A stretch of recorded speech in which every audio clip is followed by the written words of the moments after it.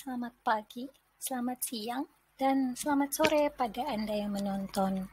Perkenalkan, saya Liana yang akan mempresentasikan mengenai imunisasi lengkap pada anak sebagai salah satu komponen program 1000 hari pertama kehidupan oleh tim KKN PPM UGM, KEPEK, Unit YO 015, Subunit 3 Dusun Jeruk.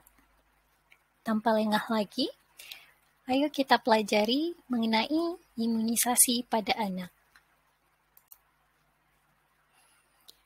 Hari ini kita akan sama-sama diskusikan beberapa hal yang dengan singkat, yaitu yang pertama, apa saja jenis imunisasi yang tersedia di bawah Dinas Kesehatan Republik Indonesia. Yang kedua, kapan saja anak harus dibawa untuk imunisasi? Dan yang ketiga, apa saja hal yang perlu diperhatikan baik sebelum atau setelah imunisasi anak? Dengan ini kita lanjut saja ya, dengan jenis imunisasi yang disediakan. Jadi imunisasi itu ada imunisasi yang wajib, seperti imunisasi dasar dan imunisasi lanjutan. Kemudian untuk imunisasi tambahan dan imunisasi khusus itu sifatnya tidak wajib di Indonesia, tapi rata-ratanya imunisasi ini masih bisa didapatkan di fasilitas kesehatan, baik fasilitas kesehatan umum atau swasta. Dan untuk penjelasannya, imunisasi dasar yang merupakan imunisasi yang wajib. Jadi sangat penting untuk imunisasi ini diambil bagi anak-anak, terutamanya di bawah 2 tahun. Kemudian setelah 2 tahun ada beberapa jenis imunisasi yang akan disusuli dengan imunisasi lanjutan sebagai satu cara untuk mempertahankan pelindungan tubuh hasil dari kesan imunisasi dasar yang diambil pada anak umur bawah 2 tahun. Kita lanjutkan. Untuk imunisasi dasar ada beberapa yang sangat-sangat penting untuk ditekankan, terutamanya pada ibu-ibu dan bapak-bapak yang menonton. Jadi yang pertama, jenis imunisasi yang ada adalah vaksinasi BCG. Jadi untuk vaksinasi BCG ini adalah vaksin kering yang kandungannya Mycobacterium bovis. Kondisi bakteri ini masih hidup tetapi dilemahkan. Fungsi vaksinasi ini adalah untuk menaikkan sistem imun terhadap penyakit tuberkulosis. Kemudian yang kedua, vaksinasi DPT HB HIV. Jadi ini adalah vaksin untuk mencegah penyakit difteri, tetanus, pertusis yaitu batuk rejan, dan hepatitis B. Dan seterusnya infeksi H influenza tipe B. Ini juga sangat penting untuk divaksinasi terutamanya pada anak kecil. Hal ini karena untuk anak bawah 2 tahun, sistem imunisasi anak-anak masih belum cukup matang. Jadi dengan pemberian vaksinasi ini, seperti yang kita tahu umumnya, adalah untuk membantu menaikkan sistem imun anak-anak. Saya lanjut lagi dengan imunisasi yang ketiga, yaitu imunisasi hepatitis B. Untuk yang ini lebih spesifik untuk penyakit hepatitis B, yang mana vaksin yang diberikan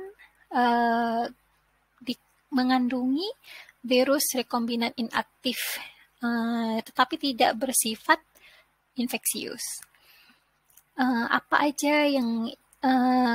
aja kesannya pada sistem imun anak. Jadi ini bisa memberi kekebalan terhadap hepatitis B ke depannya, baik anaknya membesar dan kemudian akan menjadi lebih terlindung terhadap penyakit hepatitis B. Kemudian lanjut lagi dengan vaksinasi polio oral atau OPV. Jadi untuk vaksinasi ini merupakan vaksin polio trivalen yang mengandungi 3 jenis virus strain. Dan viral strain ini dilemahkan sehingga memberi kekebalan terhadap penyakit poliomielitis. Penyakit poliomielitis ini adalah salah satu penyakit yang fatal, terutamanya pada anak-anak, dan bisa menyebabkan kecacatan pada anggota tubuh badan, terutamanya tangan dan kaki. Kemudian imunisasi seterusnya yang diberikan adalah polio inaktif atau IPV. Fungsinya juga untuk mencegah poliomielitis, terutamanya pada anak dengan imun yang kurang baik. Jadi untuk anak yang tidak didiagnosa atau tidak ada riwayat penyakit sistem imun lemah, akan diberikan vaksinasi polio oral, yaitu OPV. Tetapi untuk anak-anak yang sistem imunnya kurang baik, akan diberikan imunisasi polio inaktif atau IPV. Dan yang terakhir, imunisasi campak, yang mana virus hidup sama, dilemahkan juga, kemudian diinjeksi pada anak yang seterusnya akan menyebabkan satu kekebalan terhadap penyakit campak. Kemudian tipe kedua, imunisasi lanjutan. Jadi ini hanya untuk beberapa jenis imunisasi seperti imunisasi DT untuk penyakit difteri dan tetanus pada anak-anak. Kemudian satu lagi jenis imunisasi lanjutan yang diberikan seperti TD. Ini adalah satu imunisasi ulang untuk mempertahankan tingkat kekebalan dan malah memperpanjang lagi masa perlindungan terhadap penyakit tetanus dan difteri. Kemudian untuk imunisasi yang tidak wajib, ada imunisasi tambahan dan imunisasi khusus. Untuk imunisasi tambahan ini biasanya diberikan pada kelompok umur tertentu yang malah berisiko terkena penyakit sesuai dengan kajian epidemiologisnya. Dan hanya pada periode yang tertentu.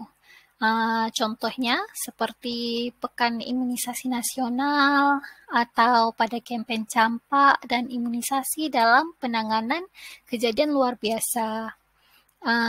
Dan sekarang kita bisa lihat imunisasi tambahan seperti vaksinasi COVID juga satu imunisasi tambahan sebagai satu penanganan untuk kejadian luar biasa ya.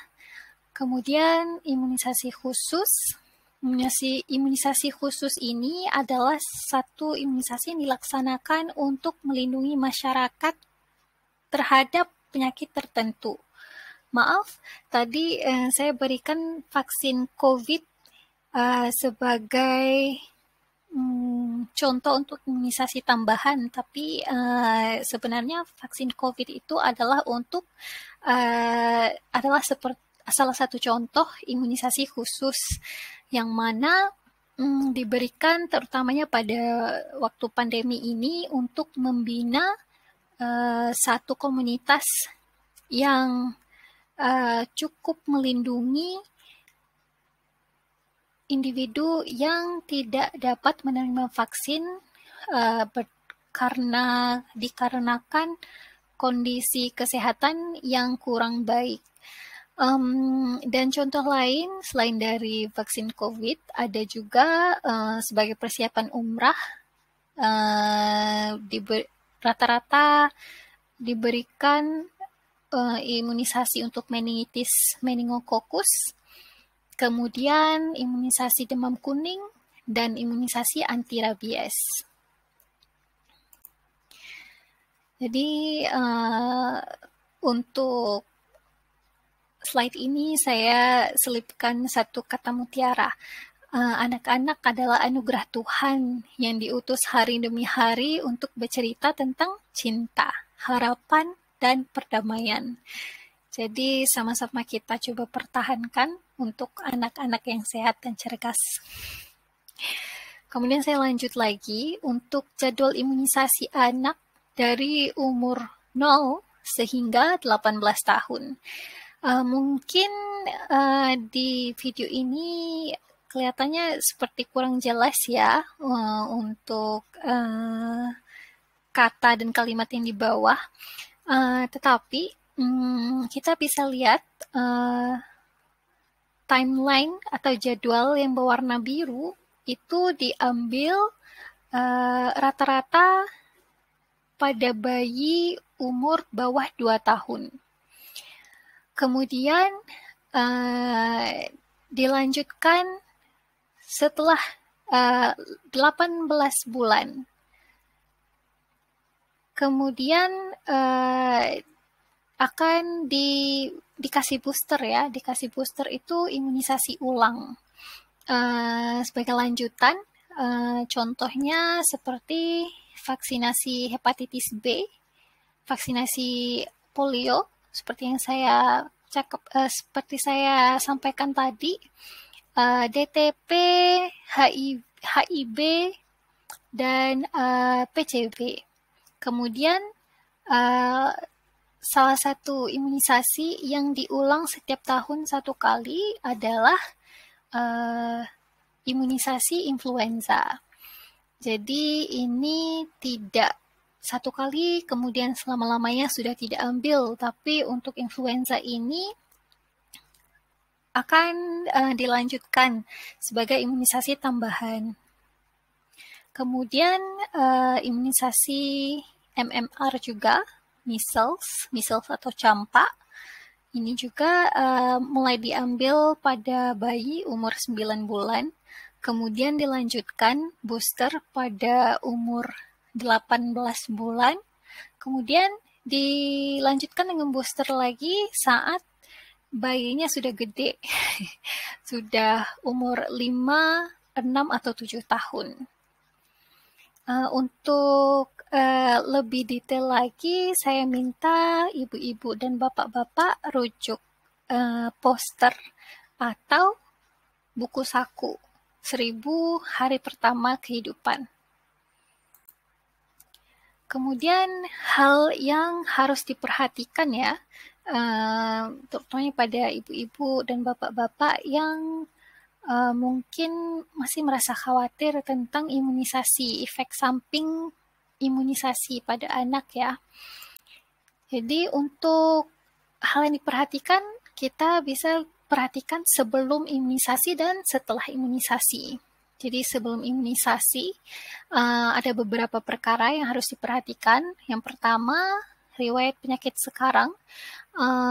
Ini adalah satu deskripsi untuk kalau bayi Anda mempunyai riwayat penyakit alergi atau riwayat reaksi pada obat. Kalau ada, langsung segera aja bilang pada petugas kesehatan sebagai satu tanda yang mungkin anak Anda mungkin emang kurang sesuai untuk mendapatkan imunisasi tersebut. Kemudian hal kedua yang harus diperhatikan adalah riwayat pengobatan. seperti anak yang sedang dalam perawatan, terutama mengambil obat steroid atau radioterapi atau kemoterapi, dan pada anak yang baru mendapatkan transfusi darah atau imunoglobulin. Kemudian yang ketiga, riwayat penyakit dahulu, seperti pernah menderita penyakit yang menurunkan imunitas, seperti penyakit leukemia, penyakit kanker, atau penyakit HIV, serta AIDS. Kemudian perkara yang harus diperhatikan, hal yang diperhatikan adalah riwayat penyakit keluarga juga. Jadi mungkin kalau dalam keluarga ada ahli keluarga yang mempunyai riwayat penyakit menurunkan imunitas juga, seperti penyakit leukemia, kanker, HIV atau AIDS. Segera aja langsung sampaikan pada petugas kesehatan. Yang terakhir adalah riwayat imunisasi, yang mana kalau sebelumnya anak Anda telah mendapatkan imunisasi yang isinya virus hidup, seperti vaksin campak, vaksin poliomielitis, atau vaksin rubella pada bulan sebelumnya. Jadi ini terutamanya bisa menjadikan kondisi bayi kurang optimal untuk mendapatkan imunisasi tersebut. Jadi saya sarankan untuk segera aja langsung bilang pada petugas kesehatan pada saat Anda mendapatkan imunisasi bagi anak Anda. Kemudian saya sampaikan kejadian ikutan setelah imunisasi, pasca imunisasi. Jadi dalam 24 jam yang pertama, ibu-ibu dan bapak-bapak diminta untuk memerhatikan kalau ada reaksi hipersensitivitas atau anafilaktoid. Artinya tanda-tanda sesak nafas atau menangis keras yang terus-menerus lebih dari 3 jam nih, atau kejang, langsung aja ke fasilitas kesehatan, tidak usah tunggu-tunggu. Kemudian dalam 5 hari yang pertama bisa ada reaksi lokal seperti pembengkakan atau bernanah, contohnya di tempat suntikan, langsung dibawa ke fasilitas kesehatan. Kemudian dalam 2 minggu pertama, dalam 15 hari pertama, kalau ada tanda-tanda kejang atau kejang demam terutamanya, segera langsung ajak ke fasilitas kesehatan. Dalam 3 bulan pertama, kalau masih sama, kalau anak Anda menunjukkan tanda-tanda kejang demam, sering kejang, sering menangis keras terus, langsung aja dibawa ke rumah sakit ya, nggak usah tunggu-tunggu, untuk dicek lagi sama petugas kesehatan apakah efek samping dari imunisasi itu sangat berat dan bisa tertangani dengan lebih dini daripada ditunggu-tunggu dan sehingga langsung tidak bisa ditangani.